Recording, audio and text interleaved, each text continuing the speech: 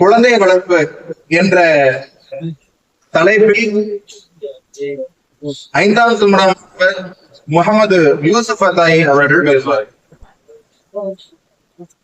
السلام عليكم ورحمة الله وبركاته. وعليكم السلام ورحمة الله. الحمد لله رب العالمين والعاقبة للمتقين والصلاة والسلام على سيدنا محمد وعلى آله وصحبه أجمعين. أما بعد فقد تعالى في القرآن الكريم وفي القرآن المجيد بعد أعوذ بالله من الشيطان الرجيم بفضل بسم الله الرحمن الرحيم إن الله وملائكته يصلون على النبي يا أيها الذين آمنوا صلوا عليه وسلموا تسليما. اللهم صل على سيدنا محمد وعلى آل سيدنا محمد وبارك وسلم عليه. அல்லாஹ் இப்படியே உரித்தாகட்டுமாக. அவனுடைய சாதி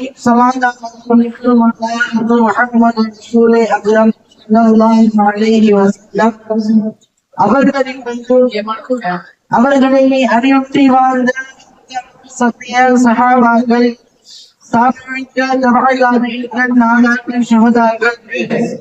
மேலும் குறிப்பாக அமர்ந்திருக்கக்கூடிய நாம் நம்மை சார்ந்த அத்தனை நபர்களில் மீண்டும் என்றும் போட்டாமல் என்று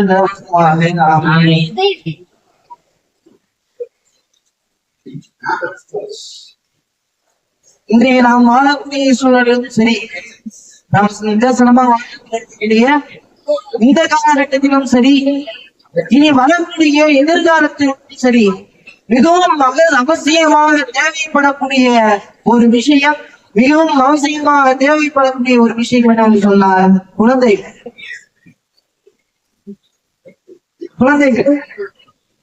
இந்த குழந்தைகள் தான் அவர்களுக்கு சமூகத்தில் பெரிய ஒரு ஒரு ஐஏஎஸ் வந்து சமுதாயத்திற்கு உழைக்கும் மாறுவார்கள். ஆக அன்பானவர்களே, இந்த குழந்தைகள் என்பவர்கள் முக்கியமானவர்கள். இந்த குழந்தைகளை நாம் கையாளக்கூடிய விதம் என்பது முக்கியமான விதம். அல்லா தஆலா குர்ஆன்ல இந்த குர்ஆனை பத்தி சொன்ன, இந்த குழந்தைகளை பத்தி சொல்லக்கூடிய விஷயத்துல அல்லா தஆலா என்ன சொல்றான்னா, குழந்தைகளை சீனத் அப்படின்னா, குழந்தைகளை சீனத்னா என்னது? இந்த உலகத்தில் கூட எல்லா விஷயங்களை காட்டிலும் அழகான ஒரு விஷயம், நமக்கு பெரியக்கூடிய விஷயம் என்னன்னா குழந்தைகள். சீனத் உங்களுக்கு அழகாக நாம் ஆக்கி சொல்லுவோம். குழந்தைகளை பார்த்தா எவ்வளவு சந்தோஷம். குழந்தைகளை எடுத்து முத்தப்பட்டுறோம், குழந்தைகளை தூக்கி நம்ம விளையாடுறோம். குழந்தைகள் நமக்கு கல் குளிர்ச்சியாக, நமக்கு அலங்காரமாக என்ன தராகி சொல்றாங்க.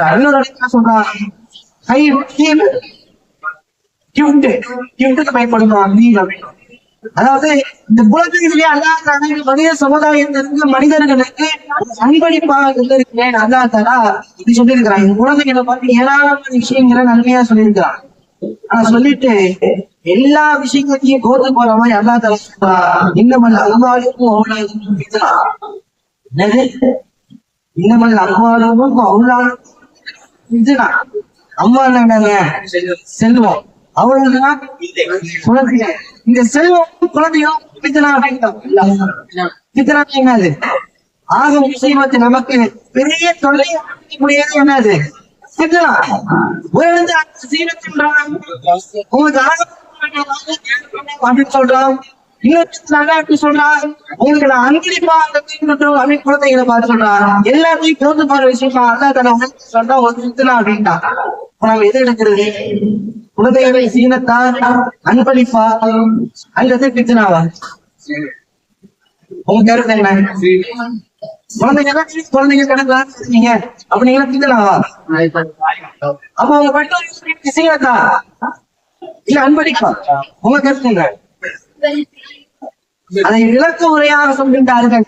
அந்த குழந்தை இந்த மனித சமுதாயம் அவர்களுக்கு கண்குளிர்ச்சியாக அழகாக வர வேண்டும் என்று சொன்னாலும் அல்லது கிட்டலாக வர வேண்டும் என்று சொன்னாலும் அதற்கு காரணம் பெற்றோர்கள். பெற்றோர்கள் எப்படி வளர்க்கிறாங்களோ அதுக்கேற்ற மாதிரி குழந்தைகள் வரும். அதாவது குழந்தை பெற்றோர்கள் 2 வகையா பிடிக்கலாம். அதாவது ஓவர் பாஸ் வைக்கிறது. எப்படி ஓவர் பாஸ் கேட்கறதெல்லாம் வாங்கி எப்படி சொல்லுவாங்கன்னா, என் பையன் என் பேச்சை கேட்காம என் பேச்சு தான் கேட்பான். எந்த அளவுக்கு சொல்றாங்கன்னா, நான் கிழிச்சிருக்கேன் பாத்தீங்கன்னா இந்த கோட்டை தாண்டி போக மாட்டேன் அப்படின்னு பார்த்தா அந்த சிவரை கொடுத்து ஓடி போயிடுவான். சரி வேற யாருமே சரி அவன் அப்படி பாசமா இருப்பான். இப்படி ஒவ்வொரு சொன்னம் கேட்கறதுனா வாங்கி தருது. ஒரு தப்பு செஞ்சா கண்டிக்கிறதுக்கு இல்ல, அவ்வளவு பாசம் தரக்கூடிய ஒரு பெற்றோர் சொல்றாங்க. எந்த ஒரு குழந்தைய மிரட்டுவதற்காண்டி பிள்ளையை மிரட்டுவதற்காண்டி சாட்டு இருக்கு பாத்தீங்களா, சாட்டை வீட்டுல தொங்க விட்டுருக்காங்களோ அந்த பெற்றோர்களுக்கு சோபனம் உண்டாகட்டும் அப்படின்ற சொல்றதுக்காக சொல்லியிருக்காங்க. சாட்டையை தொங்க அப்படின்னா என்ன இருக்கும்? தப்பு செய்யறதுக்கு அர்த்தமா? அடிக்க கூடாது. அந்த குழந்தை நீ தப்பு செஞ்சேன்னு சொன்னீங்கன்னா உனக்கு கன்ஃபார்ம் அடி இருக்குது பயமுடுத்தி வைக்கிறதுக்காக இந்த சாட்டை யார் வீட்டுல எந்த ஒரு பெற்றோர் தப்பு விடுறாங்க இந்த பெற்றோர்கள் உண்டாகட்டும் அப்படின்றாங்க சொல்லி தத்துவா செய்யறாங்க. குர்ஆன்ல அம்மா கான மினல் முஷ்ரிக்கீன், அவர் முஷ்ரிக்கீன்களில் இல்லை, அதாவது இணை வைப்பாளர்களில் இல்லை, பியூர் முஸ்லிம். யார் சொல்றாங்க? இப்ராஹிம் அலைஹிஸ்ஸலாம். இப்ராஹிம் அலைஹிஸ்ஸலாம் அவர் இணை வைப்பாளர்கள், அவர் பியூர் முஸ்லிம் அல்ல. உங்களாட்டி சொல்லல, 28 தடவை அல்லாஹ் சொல்றான். அவன் பியூர் ஹனீஃபா முஸ்லிமா. ஹனீஃப்னா எந்த ஒரு சிந்தனையும் இல்லாம டைரக்ட் இஸ்லாம்னா இஸ்லாம், அல்லாஹ்னா அல்லாஹ், குர்ஆன்னா குர்ஆன், அவருக்கு கொடுக்கப்பட்ட வேதம் அப்படின்ட்டு பியூர் முஸ்லிமாக இருப்பதற்கு ஹனீஃபா அப்படின்னு பயன்படுத்தும். நீ எத்தனை பேருக்கு பயன்படுத்துறாங்க? ஆனா யாருக்கு பயன்படுத்துறாங்க? இந்த உலக சமுதாயத்தில் முஸ்லிம்கள் அங்கே எடுத்துக்காட்டாக ஒரு முஸ்லீம்னா இப்படிங்க ஆக்கி வச்ச இப்ராஹிம் அலைஹிஸ்ஸலாம் பேசுறாங்கல்ல, அவங்க மகனாரோட கையை பிடிச்சிட்டாங்க. மகனாரோட கையை பிடிச்சி கனவா என்ன தெரியுமா சொல்றாங்க? குர்ஆன்ல இது பதிவு செய்யப்படும். வரலாற்று கிதாபுகளை படுத்தி சொல்லல, குர்ஆன்ல என்ன சொல்றா?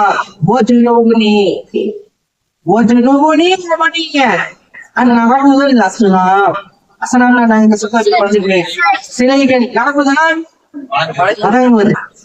சிலை வணங்குவதை மட்டும் என்னை பாதுகாரியாதா அப்படின்னு யாரு சொன்னா? இப்ராஹிம் அலைஹிஸ்ஸலாம். அவங்க கேட்கறாங்க, இதுவா எப்படிப்பட்ட இப்ராஹிம் அலைஹிஸ்ஸலாம் முஸ்லிம் அல்லாஹ்வோட சர்டிபிகேட் கொடுக்கப்பட்டவன் இப்ராஹிம் அலைஹிஸ்ஸலாம் கேட்கிறாங்க, என்னை பாதுகாக்குது. ரெண்டாவது யாரு தெரியுமா பாதுகாக்கிறாங்க? நீங்க என்னுடைய பாதுகாரு பிள்ளைங்க யாரு? இஸ்மாயில் அலைஹிஸ்ஸலாம். அல்லாஹ் ஒரு ஏவலை கொடுக்கிறான், என்னுடைய உயிர் போன அந்த கத்திக்கு முன்னாடி தன்னுடைய கழுத்தை நீட்டிய அப்பேற்பட்ட இஸ்மாயில் அலைஹிஸ்ஸலாம் அவர்களை பார்த்து அல்லாஹ் தஆலா சொன்னார், அவங்க துஆ கேட்கறாங்க, ஒஜுபி என் பிள்ளையை பாதுகாத்துரு. அந்த ஆபுதன் சொன்னாங்க, சிலைகளை வணங்குவதை விட்டு என்னைய பிள்ளைக்கு பாதுகாத்துரு அப்படின்ட்டு யார் கேட்கிறா? இப்ராஹிம் அலைஹிஸ்ஸலாம் அவங்க கேட்கிறாங்க. ஒரு பியூர் முஸ்லீம் அவங்க எப்படி வழிகெடுப்பாங்க? அவங்க எப்படி வழிகெடுவாங்க? இருந்தாலும் பிற்காலத்தில் நானும் பிள்ளைக்கும் வழிகிடுவதற்கு காரணமா இருப்போம். எப்படியும் வழி செய்தா வழிகெடுக்கணுமா? இதை விட்டு நீ பாதுகாத்துறாயா அப்படின்னு யாரு கேட்கிறா? பியூர் முஸ்லீம் இப்ராஹிம் அலைஹிஸ்ஸலாம் அவங்க கேட்கிறாங்க. நம்மளும் என்ன நீ சொல்றாங்க, மாட்டான் பையன், என் புள்ள ஓடி போவாரு, கூட தாண்டி போகும்போது சொல்றாங்க. சந்திக்கு கொடுக்கப்பட்ட இப்ராஹிம் அலைஹிஸ்ஸலாம் அவங்களே பிள்ளையை பாதுகாத்து கேட்கும் போய் நாம எந்த முதல் வகையான முதல் வகையான ஓவர் பாஸ். இரண்டாவது வகையான பெற்றோர் கண்டுக்கவே மாட்டாங்க பிள்ளை. அதாவது வேண்டா வெறுப்பா வந்து அதுக்கு காண்டாம பேர் வச்சாங்க. எப்படி வேண்டா வெறுப்பா பிள்ளைய பத்தி அதுக்கு எப்படி வச்சிருக்காங்க? காண்டாம வச்சிருக்காங்க. எப்படி பெற்றெல்லாம் தன்னுடைய வேலை கட்டுக்கிறதே இல்லை. எப்ப பார்த்தாலும் சொல்லுவாங்க, ஒருத்தர் வீட்டுக்கு வந்து கெஸ்டா வராராம். கெஸ்டா வந்து உட்கார்ந்து இருக்கிறாரு வீட்டுல. அந்த வீட்டுக்கார அம்மா வீட்டுல உட்காந்து சமைச்சுக்கிறாங்க. அப்ப இவரு என்ன பண்றாரு, வீட்டுக்காரங்க மோட்டர் பிள்ளைய வந்து ஒரே பிரச்சனை வர்றாரு. எங்க வீட்டுக்குள்ள எஸ்க்கு பையன் யாரு, பையன் யாரு,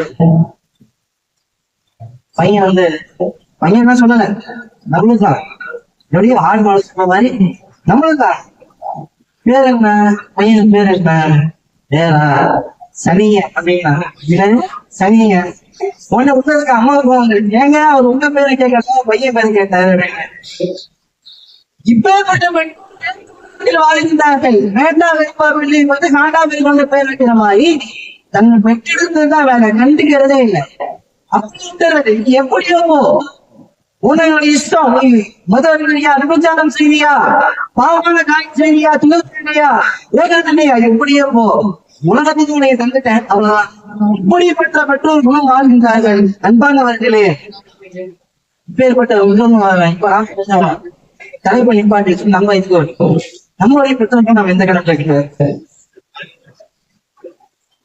நம்மளுடைய பெற்றோர்கள் நம்ம எந்த கணக்குல எடுக்க. ஃபர்ஸ்ட் ஓவர் பாஸ் ஆச்சுன்னா நமக்கு மனசாக சீக்கிரம் என் பையன் நான் எப்படி தனியா இருக்கு. ஓவர் பாஸ் வச்சு வாய்ப்பு இருக்குதா? ஃபர்ஸ்ட் பிரச்சனையே நமக்கு இல்லை. ரெண்டாவது இருந்து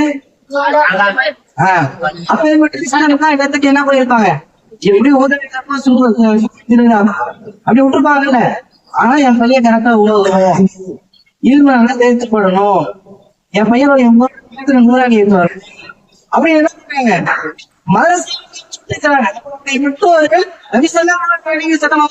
பிள்ளைகளை எவ்வாறு வளர்க்க வேண்டும் என்று சொன்னார்களோ அவ்வாறு நம்முடைய வாழ்க்கையை எடுத்து அவங்க நமக்கு அமைச்சிருக்காங்க. சூழ்நிலை எப்படி வாழ்க்கையை நம்முடைய பிள்ளைங்களை வாழ சொல்லியிருக்கிறாங்க, எப்படி வளர்க்க சொல்லியிருக்கிறாங்க. அதிமுக அவுலாதுக்கும்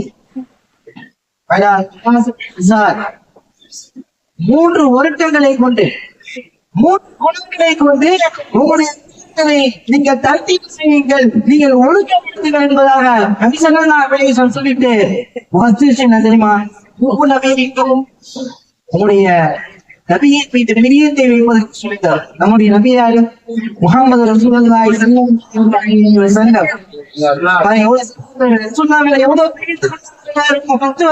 அப்புறம் செலக்டர் எத்தனை பேர் சொல்ல ஓதணும், எத்தனை சொல்ல எத்தனை பேர் செலவாத்து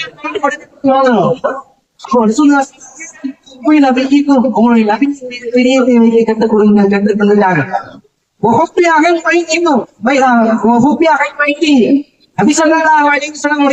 குடும்பத்தார்கள் மீது பிரியம் வைப்பதற்கு கற்றுத்தாங்க அப்படின்னு சொல்றாங்க. இன்னைக்கு நம்ம நம்முடைய கருபலாவுடைய வாழ்க்கை வரலாறு கேட்டு எத்தனை பேர் மனம் வந்து கிடந்தோம், எத்தனை பேர் மனம் உடைச்சோம்.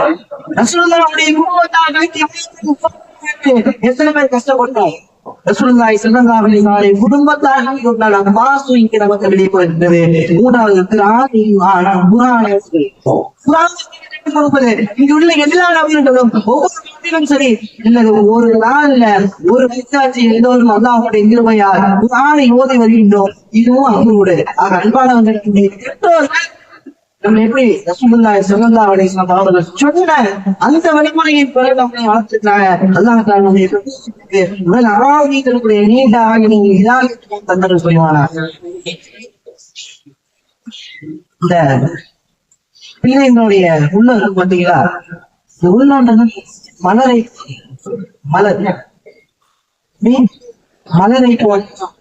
அந்த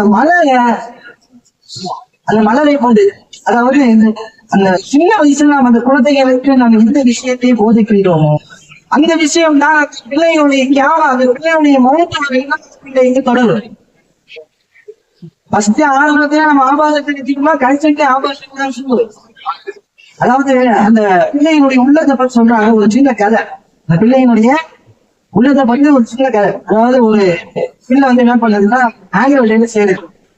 ஆனிமேட்டையில சேர்ந்துட்டு டீச்சர் என்ன பண்ணாங்க, அந்த ஒரு டிராமால அதுக்கு அந்த குழந்தைக்கு ஒரு நடிகை என்னன்னா குழந்தை சொல்றாங்க, இந்த மாதிரி நீ ஒரு வீட்டுக்குள்ள இருக்கணும், அந்த வீட்டுல வந்து ஒரு 2 வயசானவங்க வந்து தட்டுவாங்க, குடிச்சு ஊண்டிட்டு நல்லா மாதிரி வயசானவங்க வந்து தட்டுவாங்க. நீங்க என்ன தட்டும் போது திறந்த உடனே அவங்க சொல்லுவாங்க, இந்த மாதிரி தங்குறதுக்கு வீடு இல்ல, நீங்க வந்து என்ன பண்ணுன்னா நீங்க மட்டும் எங்களுக்கு வந்து உங்க வீட்டுல தங்க சொல்றீங்களா அப்படின்னு அவங்க கேட்பாங்க. நீங்க என்ன பண்ணணும், அதான் அப்படின்னு திறந்து அந்த குழந்தைங்களோட அந்த குழந்தைக்கு இதுக்காக எதோ திறக்கணும், கேட்கணும், அதான் முடியாது அப்படின்னு தொலைக்கணும். இதை ஒரு வாரமா அந்த டீச்சர் கஷ்டப்பட்டு சொல்லி தருது. அந்த பையனும் கேட்க கடைசி அந்த டிராமாவுடைய நாள் வருது. டிராமாவுடைய நாள் ஸ்டேஜ்ல அப்படியே ஒரு கதவு மாதிரி நிப்பாட்டிட்டு இருக்காங்க. கதவு கந்த பின்னாடி வரது யாருன்னா 2 வயசான வேஷம் போட்டு யாரு, அதுவும் சின்ன பிள்ளைங்க வயசான மாதிரி வேஷம் போட்டு ஒட்டி நகர்ந்து வந்து கதவை தட்டு இந்த பையன் தொடர்கானே அவங்க கேட்கறாங்க. அந்த பையன் பசங்க அந்த மாதிரி கேட்பாங்க, பையன் ஆக்சன் பண்ண மாதிரி அப்படியே ஒரு மாதிரி கேட்கறாங்க. இந்த மாதிரி நீங்க ஒரு நாள் தங்க. அப்ப இந்த பையனுக்கு மனசு இறங்கி போச்சு. குழந்தையுடைய மனசு அப்படிதான் இருக்கும், இது புரிஞ்சுக்க முடியுமா? இறங்கி போச்சு. அவங்க வயசானவங்க இருக்கிறாங்களே இப்படி கேட்கறாங்களே அப்படின்னு மனசு பின்னாடி டீச்சர் அண்ணா முடியாது பின்னாடி டீச்சர் வரும் போயிட்டு ஆச்சு. முன்னாடி பார்த்தா சரி சொல்லலாமா வேணாமா, அந்த மனசு ஏற்க மாட்டேங்குது. சரி சொல்லுவோம் அப்படின்ட்டு என்ன சொல்லுச்சுன்னா அந்த குழந்தை அதான் வீட்டுக்கு வா அப்படின்னு எப்படி இங்க எங்க வீட்டுக்குள்ள விட மாட்டேன், ஆனா எங்க வீட்டுக்கு வேணாம். இது போன்றதான ஒரு குழந்தைகளுடைய உள்ளம் இலகன மனசு ஒரு வன்னி பூவை போட்டு இந்த உள்ளத்துல இந்த சிறு பிராயத்துல அந்த குழந்தைகளுடைய உள்ளத்துல நாம் என்னத்தை திணிக்கிறோமோ அதுதான் கடைசி வரையிலும் வரும். ஆனா இந்த சமூகத்தினுடைய குழந்தைகளுடைய வாழ்க்கையை பார்க்கிற டெலிவிஷன், டிவி, போனு, அது ஒரு விதமரத்தை பார்க்கல, ஒரு சாதாரண ஒரு விஷயத்த போன எடுத்தாலே தப்பான விஷயங்கள் தான் வருது. இது போன்ற விஷயங்களே அந்த சின்ன குழந்தைக்கு சாப்பிட இருக்கோம்னா இதே போன்ற என்ன ஓட்டுகள்னா கடைசி வரையும் எப்படி இருக்கும், மூத்தாயிரம் இருக்கும். அப்படி இருக்கும். ஆனா அதே அந்த குழந்தைய அந்த மெட்ரோ அந்த தந்தை அந்த குழந்தை கையை முடிச்சு கொண்டு நொறுகி சின்ன வயசுல 6 வயசுலவே நடந்தது. மூன்று போய் பள்ளியாசல ஒவ்வொரு கடைசி வரையும் இவர் நெய்யூட்டம் கூட இவர் மரணத்தில் கூட இவருக்காக பணிவாசத்திலிருந்து தன்னுடைய பெற்றோர்களுக்காக துவா செய்ய பிள்ளைகளா. ஆனா இன்னைக்கு எல்லாம் பணிகாலம் பாதிக்கும், ஆலயம் பாதிக்கலாம் தேவையில்லை. எவ்வளவு நல்லா சம்பாதிக்கணும், நல்ல காசு சம்பாதிக்கணும், நல்லா பெரியாளா பாதிப்பு போன அந்த வீடு கட்டணும், இங்க ஹோட்டல் வைக்கணும், வீட்டுக்கு போய் ஹோட்டலுக்கு போய் வீட்டு இது போன்று நினைக்கிறாங்க. என்னதான் காசு சம்பாதிச்சு கொள்ளட்டும், காசு மதிப்பில்லை. இன்னைக்கு எத்தனையோ காசு வச்சிருக்கான் பணக்காரன் சொல்லுங்க, அம்பானி, எலான் மஸ்க், எல்லாத்தையும் எப்படி சொல்றோம், எலான் மஸ்க் அவருக்கு ரொம்ப தென்னியம் வாய்ந்தவர்கள் என்ன சொல்றாங்க, யாரு அவன் பேர் என்ன, எலான் மஸ்க். என்ன வார்த்தை வருது, அவன் மரியாதையா இல்ல ஒரு நடிகர் பேர காசு யாராவது காசு வச்சிருக்கான் எப்படி அவன் இந்த பணம் எடுத்திருந்தாங்க அந்த பணம் மரியாதை எடுக்கிறாங்க. எவ்வளவு காசு வைத்திருக்கிறோம் மரியாதை கிடையாது. ஆனால் என்னைக்கு ஒரு குழந்தை மார்க் அறிஞர் வருகின்றானோ அன்னைக்கு தான் அவனுக்கு மரியாதை இல்லை. ஒரு பெரும் கூட்டத்தை தலைமை தாங்கக்கூடிய ஒரு தலைமை பண்பெடுப்பது அன்னைக்கு ஒரு மார்க் அறிஞர், ஒரு பணம் காசுங்கிறது ஒரு மார்க் அறிஞர். அப்பேற்பட்ட மார்க் அறிவை சிறுவிலேயே அந்த குழந்தைக்கு புரிஞ்சுவேன். அதாவது ஒரு தடவை சொல்லுவாங்க, நடந்து போயிட்டு சகாபாங்களோட பசி, சரியான பசி, மாலை வரும், சாப்பாடு குடிக்கிறதுக்கு எதுவுமே இல்லை. அப்ப ஒரு சின்ன பையன் என்ன பண்ணி அப்படின்னா ஆடை மேய்ச்சிட்டு இருக்குது, ஆடு மேய்ச்சிட்டு இருக்கிறாங்க. அப்போ சகாபாக்கெல்லாம் போய் இந்த மாதிரி ஆடு கேட்கிறாங்க, ஆடு பால் கறந்தீங்கன்னா நாங்க வந்து பால் கொஞ்சம் சொன்னாங்க அப்படின்னோடனே அந்த பையன் சிரிக்கிறான், இந்த ஆடு ரொம்ப சின்ன ஆடு, பால்லாம் தராது அப்படின்னு சிரிச்சுட்டே சொல்றான். சாதாரண சொல்றாங்க, ஒண்ணும் இல்ல, ஆடை பட்டுட்டாங்க, ஆடை தர மட்டும்தான் அவங்க வேலை, பால் கரைக்கிறது ரசூலாவுடைய வேலை அப்படின்ட்டாங்க. அந்த பையன் ஆச்சரியமா பார்த்துட்டு என்ன சரி நான் ஆடை பிடிக்க பால் எப்படி கரைச்சிருப்பாங்க ரசூலாய் சொன்னாரு தந்தைய மடிக்கிட்ட போனாங்க, ஏதோ ஓதுறாங்க, பால் கரைக்கினா பால் எதுல பாலே கறக்காத ஒரு ஆட்டை ரசூலுல்லாஹி ஸல்லல்லாஹு அலைஹி வஸல்லம் மார்க்க வைக்கிறாங்க. அப்ப ரசூலுல்லாஹ் அந்த ஆணை வந்து இவ்வளவு பெரிய உதவி செஞ்சிருக்கிறீங்க, உனக்கு ஏதாட்டி பரிகாரமா இது வேணுமா, பரிகாரமா இது வேணுமா அப்படின்னா நாம என்ன கேட்டிருப்போம்? அப்ப எனக்கு என்ன ஆசை இருந்து அப்படின்னு கேட்போம், எனக்கு அது வேணும். ஆனா அவங்க வந்து என்ன கேட்டாங்க, எனக்கு ஒரு விஷயம் வேணும், நீ என்ன பணியை கறக்கும் போது ஏதோ ஓதகை பார்த்தா அது எனக்கு சொல்லித்தாங்க அப்படின்னு கேட்டேன். அது எனக்கு சொல்லித்தாங்க அப்படின்னு கேட்டாங்க. ரசூலுல்லாஹி ஸல்லல்லாஹு அலைஹி வஸல்லம் சொன்னாங்க, நபி நீ ஆடு மேய்க்கிற ஆள் மாதிரி தெரியல, நீ ஆடு மேய்க்கிற ஆள் மாதிரி தெரியல, ஏதோ ஒரு கற்பிக்கப்பட்ட ஒரு மாணவர் ஒரு திறமை வாய்ந்த பையன் மோட்டிவேஷன் செய்யறாங்க. ஒரு ஆடு மேய்க்கிறது மோட்டிவேஷன், ஏதோ நீ ஏதோ தனி டேலண்ட், நீ ஆடு மேய்க்கிற ஆளு வா அப்படின்னு கூட்டு போனது ரசூலுல்லாஹி ஸல்லல்லாஹு அலைஹி வஸல்லம். பிற்காலத்தில் ரசூலுல்லாஹி ஸல்லல்லாஹு அலைஹி வஸல்லம் காலத்திற்கு பின்னால் மாபெரும் சஹாபியாக சட்டத்திட்டங்களை எடுத்துரைக்கக்கூடிய ஒரு மாபெரும் சஹாபியாக வாழ்ந்தார்கள். இப்னு மஸ்ஊத் ரலியல்லாஹு அன்ஹு. ரசூலுல்லாஹ் என்ன பண்ணாங்க, சிறு வயசுலயே கொடுத்தாங்க, மோட்டிவேஷனல் செஞ்சாங்க. உள்ளத்தை பிடித்துக் கொண்டார்கள். இவருக்கு கல்வியுடைய ஆர்வம் இருக்கு, சிறு வயதிலேயே முடித்தது இன்று மாபெரும் சஹாபியாக விளங்கிவிட்டார் என்று சொன்னார் ரசூலுல்லாஹ். அவ்வாறு தான் சிறு பிராயத்திலே அவங்களுடைய நினைப்பு கணிச்சிருவாங்க. சிறு பிராயத்திலே கணித்து அவர்களை எவ்வாறு நான் உருவாக்க வேண்டும் என்று நினைப்பார். நம்ம கேள்விப்பட்டிருக்கோம், இன்னும் போய் ரெண்டு வாழ்ந்தவங்க வாழ்க்கையை ஒரு லட்சமான அவங்க கேட்டோம், ரொம்ப விதமானவங்க. காரணம் அவங்க பிறந்தவங்க என்ன பண்ணாங்க, அவங்களோட தந்தை சுபர் இல்லை, அவங்க சரியான வீரம், அவங்களுடைய அம்மா அஸ்மா இருந்தாங்க, அவங்களுடைய மகள், ரெண்டு பேரும் முடிவு போறாங்க, நம்ம பையனை வீரமாக வளர்க்கணும் அப்படின்னு முடிவு பண்றாங்க. அதான் சார் ஒவ்வொரு மூலையும் வேற என்ன சொல்றாங்க, தூக்கிட்டு போயிடுவாங்க. ஒரு சின்ன வயசுல ஒரு தூக்கிட்டு போயிடுவாங்க. ஏன்னா மரண பயம் இருக்கக்கூடாது, வீரமா வளரணும். அம்மா காலையில கையில நோக்கி போகும்பொழுது அப்புறம் காட்டுல போவாங்க, விட்டுட்டு வந்து நடு காட்டுல விட்டுட்டு இருட்டுல விட்டுட்டு போயிடும். அந்த பையன் ஒரு நாள் அருவாங்க, 2 நாள் அருவாங்க, சகாவே 3 நாள் அருவாங்கன்னு சொல்லி வச்சுட்டேன். 4வது நாள் தைரியம். இது போன்ற தைரியசாலியாக வளர்ந்த சகாவி நம்ம பார்த்தோம். உமர் இருந்தாலும் பார்த்தா பெருமதி சகாவிகளை பயன்படுவாங்க. அந்த அளவுக்கு ஒரு மாநாடு அந்த சகாவி வந்தப்ப நான் என்ன என்னை மாதிரி பயந்து விட மாட்டேன்னு கேட்டப்ப, நான் உங்களை மாதிரி அந்த பயந்து விடுறதுக்கு நான் தப்பு செய்யல, அவன் தப்பு செய்யலாம் பயன்படுத்தி போகணும், நான் தப்பு செய்யறேன் இல்ல, நான் உங்களை பார்த்து பயன் வழி விட்டு போனேன்னா வழி சின்னதாக அசாலமான போயிடுவாங்க. யாரு உமர் இருந்தாங்களோ பார்த்து இப்படி சொல்ற சின்ன வயசு தைரியம் எப்படி வந்துச்சு, சிறுபிராயத்திலிருந்தே அந்த தைரியத்தை விளத்தார்கள் பெற்றோர்கள். அது போன்றுதான் சின்ன பிராயத்தில் அந்த நெஞ்சத்தில் நாம் எதை விளக்கின்றோமோ அதுதான் அவர்களுடைய இறுதி நாள் வரை இருக்கும் என்பதை நாம் விளங்கி நம்முடைய வாழ்க்கையில் நாம் அமல் செய்யக்கூடிய நசீபை, நம்முடைய வாழ்க்கையில் நாம் சேர்ந்திருக்கக்கூடிய நசீபை அனைவருக்கும் தந்திருக்கும்.